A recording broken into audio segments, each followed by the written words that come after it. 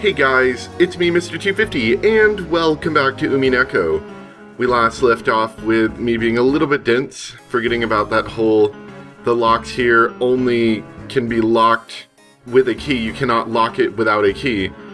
So, the very fact that Jessica has the key, and Cannon isn't in the room, means that Cannon couldn't have killed her. Hopefully I got that right there. I think I understand that now. So I'm kind of curious to see, it looks like Beatrice is congratulating us here. I'm kind of curious to see what Beatrice has to say on the matter. Let's see, clap, clap, clap. It was the dry sound of the witch applauding. Omigoto, omigoto. Nakanaka yaru dewa nai ka. Yabee na. Mammato esagoma ni hikkakatchimatta ka. そなたは見事。カノンにだけはこの部屋の扉を施錠できなかったことを証明した。使用人は全員マスターキーを持つはず。それが根拠となり、カノンが犯人扱いとなっていたのだから、少なくともその疑いは見事に晴らせたな。Of course, now we have to deal with how could magic have not been used.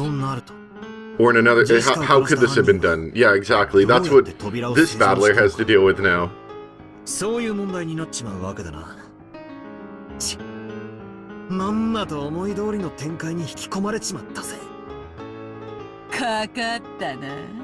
しかもそなたは他の使用人たちを誰も疑わないなどと大それたことを言ってしまった。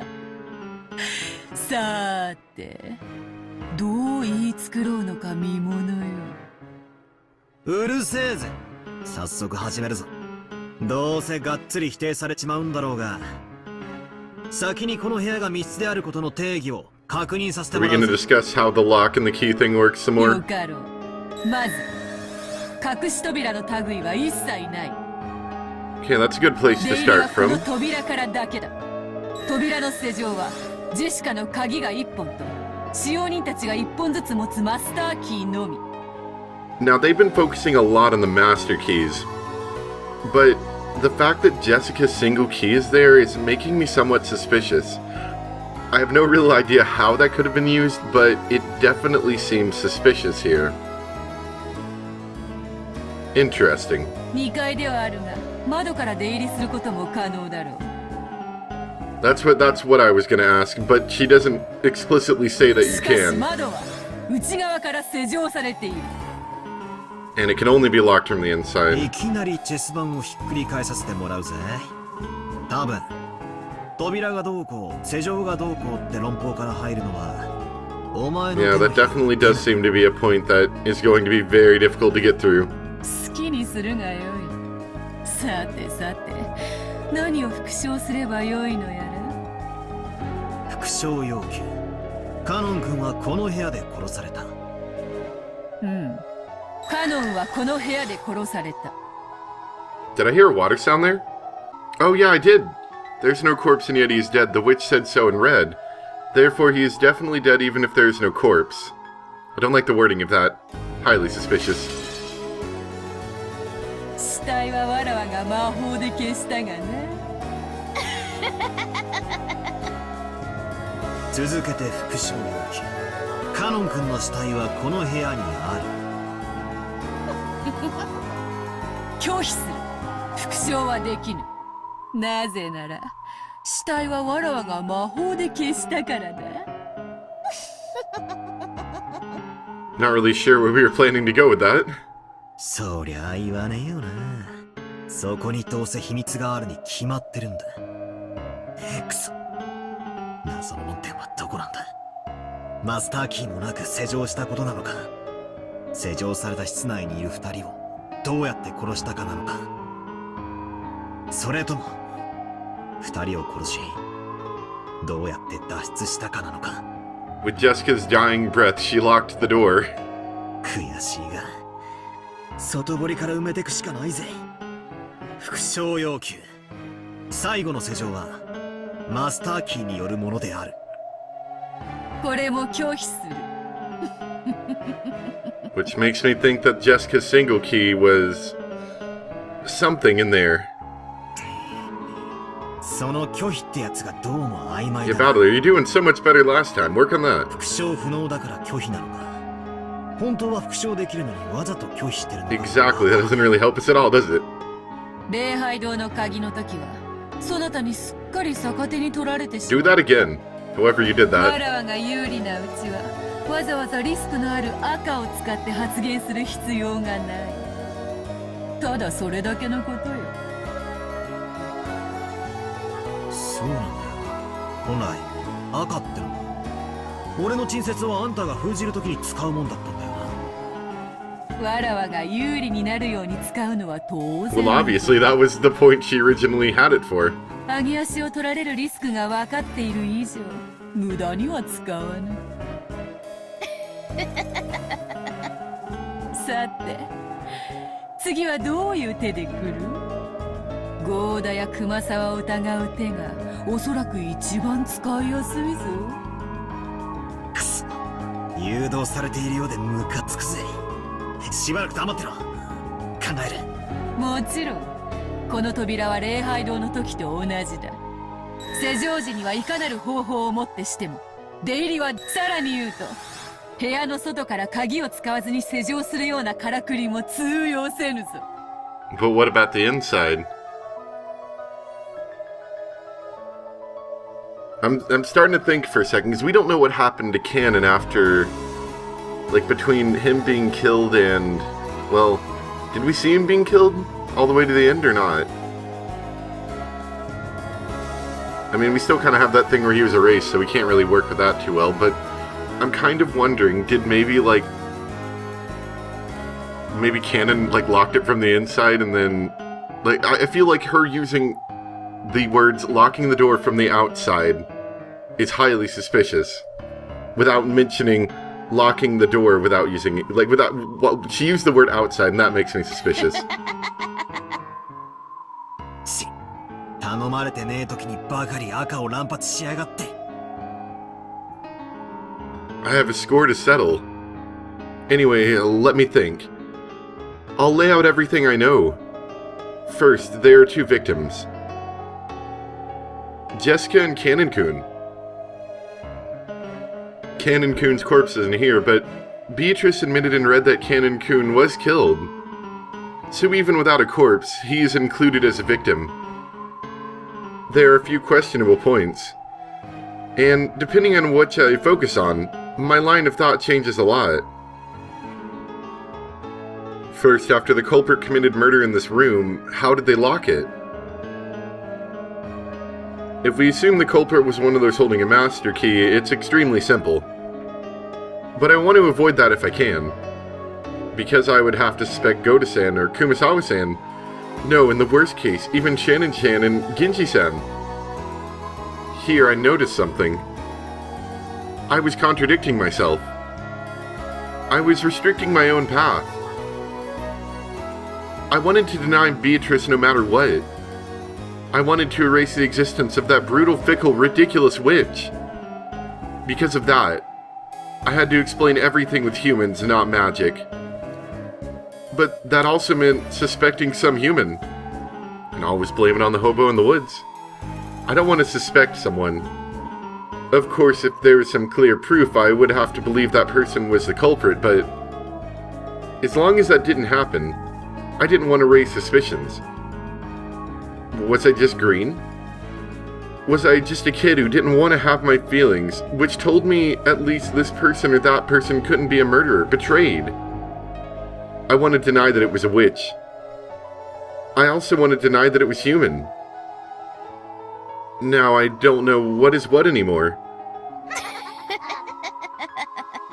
そもそもそなたとわらわのゲームはわらわの存在を否定できるかどうかだけが勝利の条件だった。それだけでもそなたに不利なゲームなのにそなたは勝手に勝利条件を増やし自ら勝利を困難なものとしてしまっている。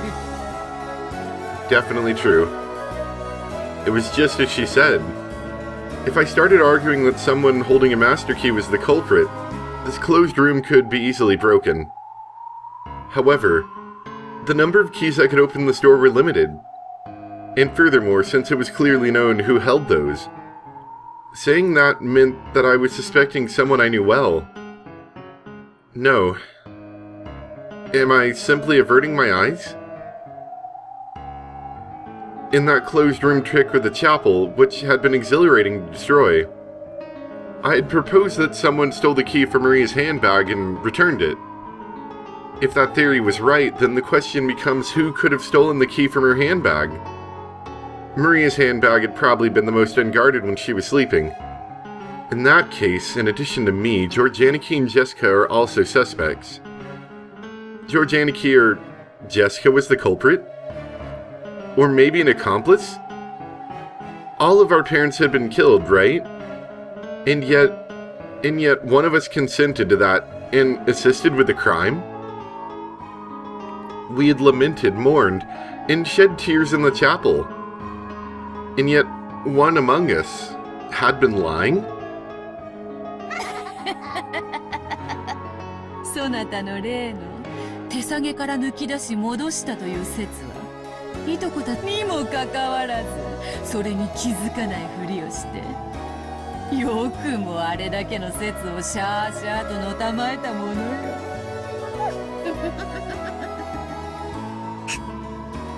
くそ。だからって親族や使用人の誰かが犯人だって保証はねえ。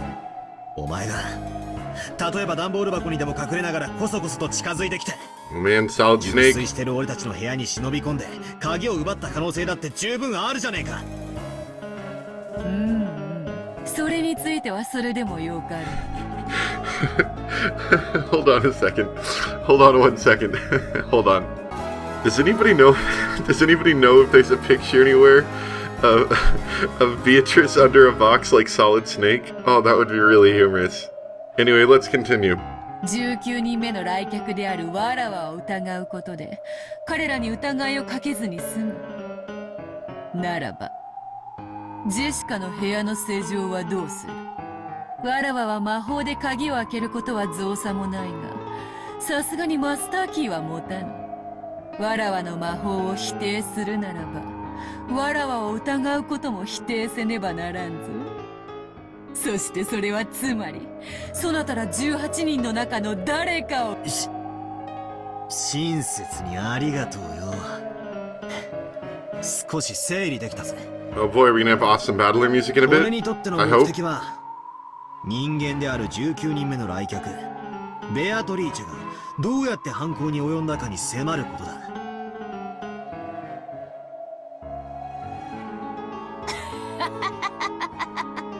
それができればな。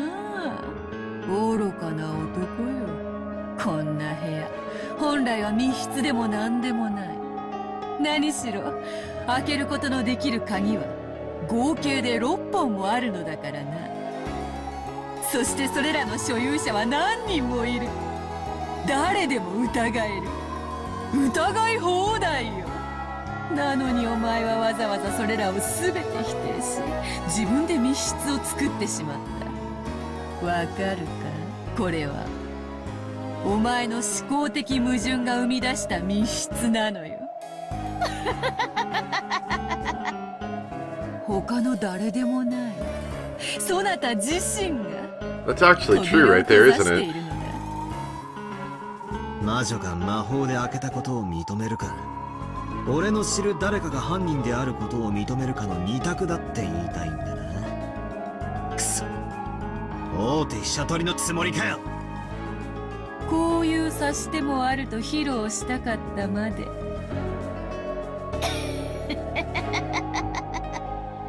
さてどうする後ろ宮バートラー。実に簡単な話じゃないか。あの自意識過剰な料理男と死に損ないのクソババアをちょいと生贄に仕立て上げるだけじゃない。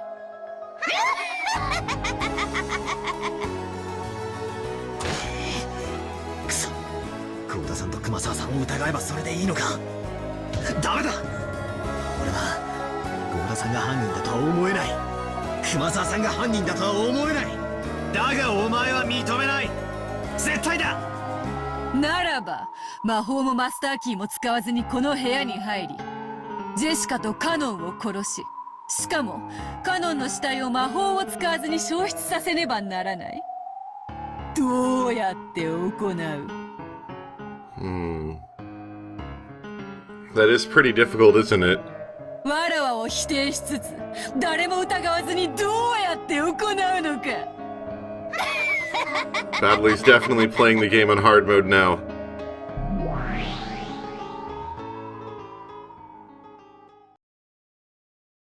リザインだ。バトラ君、今なんて。降参だよ。俺はカノン君にこの扉が施錠できないことは証明できた。だからといってジェシカを誰が殺したのかを特定できたわけじゃない。いえ、十分です。カノン君のためにありがとうございます。礼なんかいらねえ。それはつまりシャノンちゃんも疑ってるってことなんだからよ。ローザおばさんもごめんよ。別に反抗したかったわけじゃない。俺も死にたくないし、親父たちの本当の仇を見つけ出したい。協調性のないこと言って悪かったぜ。いいの。私も少し軽率だったわ。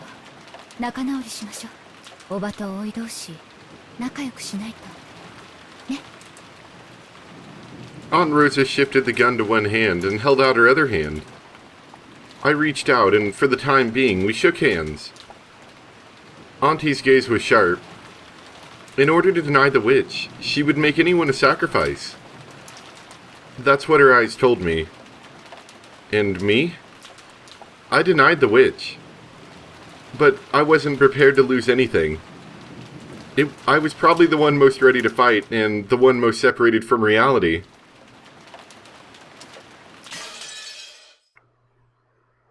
I wonder if we'll ever be able to solve that then. It is true that Battler's making it especially difficult on himself here by basically having a lot of extra victory conditions, as was stated. That's gotta be hard. With Jessica's death, it became certain that the culprit was hiding somewhere nearby, and that they would come after our lives if they had a chance. According to Genji-san, when tomorrow morning comes, the boat should arrive, but we'll all probably be dead. The boat had a radio. We could probably contact the police directly with that. All of us gathered in the parlor and decided to wait quietly until tomorrow. I proposed that we should search throughout the mansion for clues about the culprit, but Aunt Rosa rejected that, saying that if we managed to corner the culprit or maybe provoke them, it might lead to a third murder. It could also lead to someone in the back of the pack stabbing everyone else. That was probably the right thing to do. If a bunch of amateurs like us investigated, there's no way we'd find anything. It would be wisest to focus on protecting ourselves without doing anything unnecessary, and leave it to the police after tomorrow. We had been tense in the beginning, but other than Aunt Rosa, most of the people had spent all afternoon watching TV and were getting bored, so our sense of danger had grown much less intense. And that's how they strike. When we thought about it, even though there certainly had been 6 adults killed at once in the first murder, that made us imagine that some backhanded method like poison had been used. And in the second murder, it was thought that those two had become sacrifices because they were unfortunately isolated from the rest of us. From this, we imagined that the culprit wasn't a large number of adults, and that they weren't someone who could kill this large group gathered in the parlor all at once. Right now in this parlor, Georgianiki and I, Maria, Aunt Rosa, Genji-san, Goda-san, Shannon-san, Kumasawa-san, and then Dr. Nanjo, a total of 9 people were here. Furthermore, Aunt Rosa was even armed with a gun. Still worried about that gun. Surely with this many people staying in this room, they wouldn't be able to touch us easily. That feeling of security, along with the passage of time, allowed us to recover from the shock of that morning bit by bit. By the way, lunchtime had just ended for us. However, it had been a canned food lunch, a far cry from last night's dinner which Goda-san had skillfully made for us. Aunt Rosa had also suspected that poison had been used in the murder of those 6 people. So, we probably couldn't deny the possibility that the culprit had snuck into the kitchen during all that confusion in the morning, and mixed poison in with the ingredients there. Aunt Rosa ordered all of us that, until the police came, we should not put anything in our mouths except safe foods like canned food. As a cook, Goda-san must have felt very let down.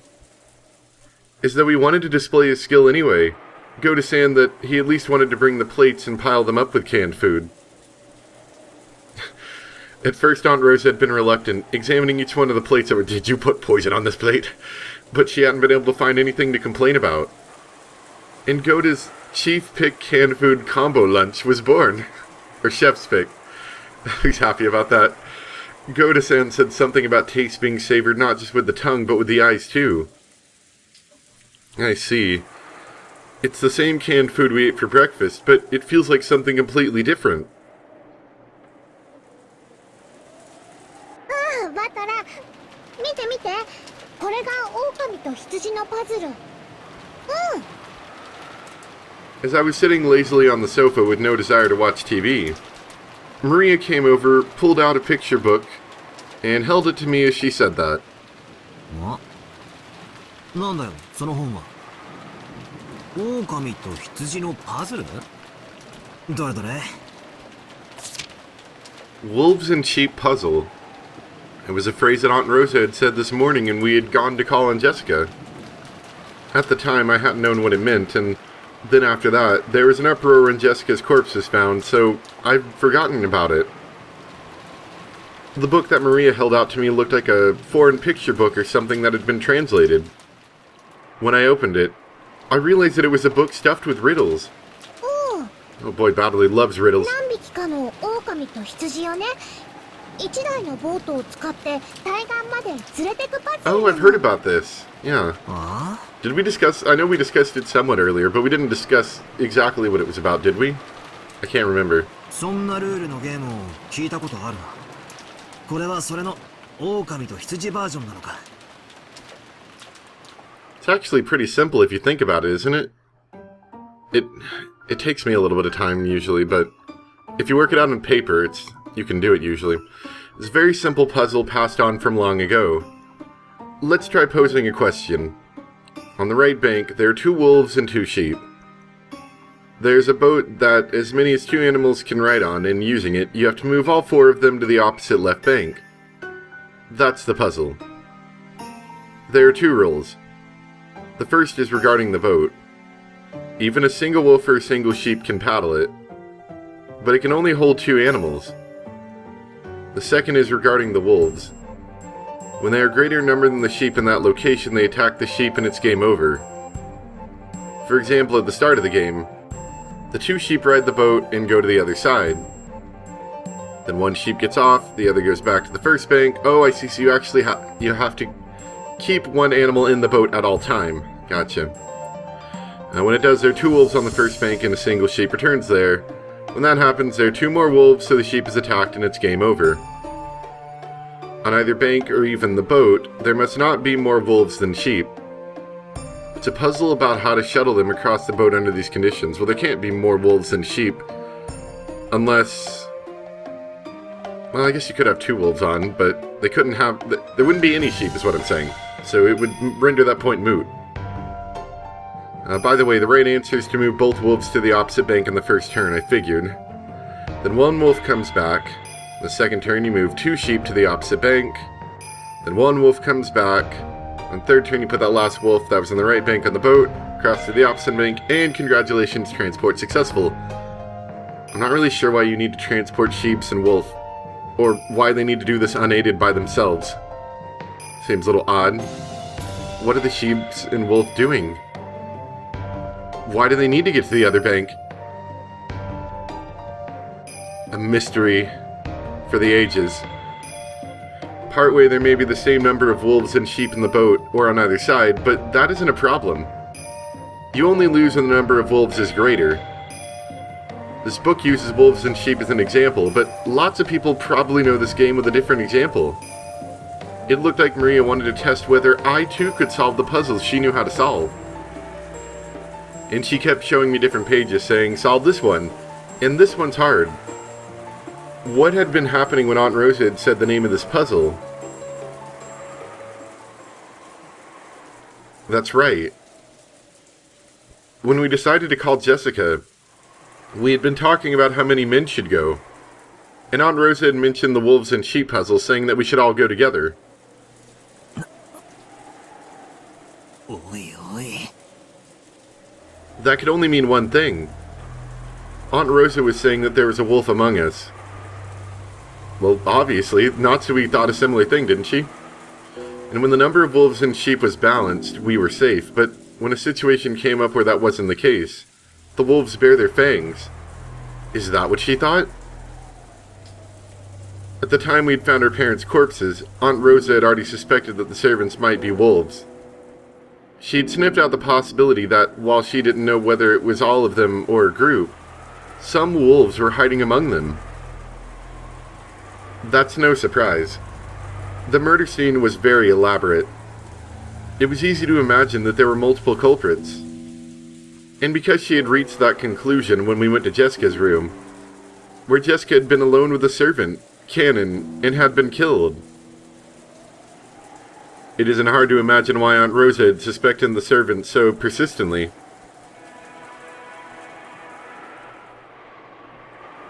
使用人の皆さん、合田さんが食器を洗いに厨房に戻ります。念のためです。皆さんも同行してください。Oh yeah, she doesn't trust them at all. 申し訳ありません。団体行動で参りましょう。シャノン、熊沢、行くぞ。はいはい、ただいま。それではジョージさん。 Kumasawa is just making me mad. Like, I don't know, it's something about her scaredy cat attitude is just, it's making me mad. And it isn't really warranted, really. 気をつけて。あ、ローザおばさん。僕も一緒に行っていいかな。 Of course, Rose is not going to have that, is she? ごめんなさい。 Yep. ジョージ君は残ってくれるかしら。ちょっとお話ししたいことがあるの。そうですか。シャノン。とにかく気をつけて。一人にならないでね。 What a good thinly veiled excuse. はい。 Ah, poor George. すみません。ちょっとご相談が。はい、何ですかな。 The servants put the utensils and empty cans on the serving cart and started to head out into the corridor. Behind them, Aunt Rosa was talking to Dr. Nanjo about something in a small voice. わかりました。参りましょう。ええ。よろしくお願いしますね。 Dr. Nanjo closed the book he had been reading, stood from the sofa and followed after the servants. Aunt Rosa stuck her head out into the hallway, and after seeing them leave completely, she closed the door and spoke. みんな聞いて。これで今ここにいるのは後ろ宮の人間だけね。 Oh yeah. Yeah, I figured. Anyway, that's gonna be it for today. We kind of failed to solve the main mystery of Jessica's room, though I guess we had a extremely small victory in securing that at the very least it wasn't Cannon who killed her. But that's about the best we can get here, I think. Anyway, thank you guys so much for watching, and I'll see you next time for more Umineko. Bye!